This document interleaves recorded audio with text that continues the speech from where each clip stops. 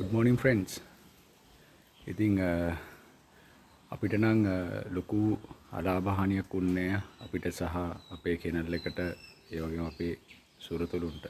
ඉතින් අපි හිතනවා ඕගොල්ලන්ගේ සුරතලුත් හොඳින් නැති කියලා. ඉතින් අපිට පොඩි අලාභහානියක් වුණා මේ අපේ කෙනල් එකේ තිබ්බ අඹ ගහ කෙනල් එකට ඇලවුණා.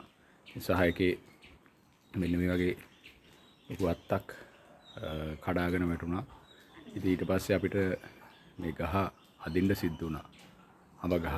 ඉතින් ඒ වගේ පොඩි හානියක් තමයි වුනේ.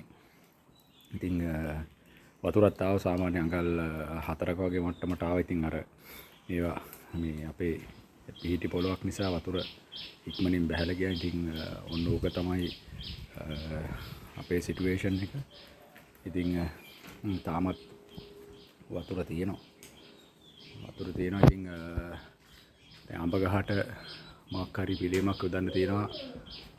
ඊයේ බොහොම අමාරුවෙන් තමයි මේ එක්කෙනෙක් එක්ක එකතු වෙලා මේ ගහ ඇදගත්තේ. නැත්තම් ගහ අනිවාර්යෙන් වහලට යනවා. ඉතින් ගොඩක් මුල් බුරුල් වෙලා තියෙන ගහේ තනිකර ඒ කියන්නේ ආපු උලඟට ඉතින් ඒක ගහට දරා ගන්න බැරුව ගියා. මේක මං හිතන්නේත් ඉතින් අර රූට් බෝල් ක්‍රමයට ගෙනල්ලා හිටවපු ගහක් ඉතින් අවුරුදු 4කට විතර කලින්.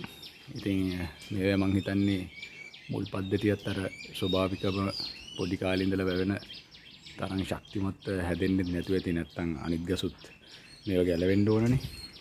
ඉතින් එයා ඇලවුණා. අපි ලොකු හානියක් වුණේ නැහැ. වහලට පොඩ්ඩක් හේතු වෙලා තිබ්බා. ඉතින් ඕගොල්ලොත් පරිස්සමින් කල්පනාවෙන් ඉන්න.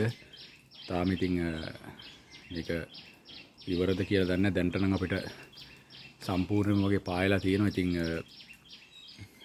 පොඩි වැඩ ටිකක් තියෙනවා. අත්තත් අවුල්ලා තියෙනවා. ඉතින් කොළ හැලිලා ගොඩක් ඒ වගේ ප්‍රශ්න ටිකක් තියෙන. ඉතින් අපිට ලොකු හානියක් නැහැ. ඉතින් යාළුවනේ හැමෝම එහෙනම් පරිස්සමින් ඉන්න. ඔන්න ඕකයි අපේ සිටුේෂන් එක. ඉතින් කාටවත් ලොකු හානියක් සහ ඔවුන්ගේ සුළුන්ට කිසිම හානියක් නොවේවා කියලා ඉතින් අපි ප්‍රාර්ථනා කරනවා. එහෙනම් යාළුවනේ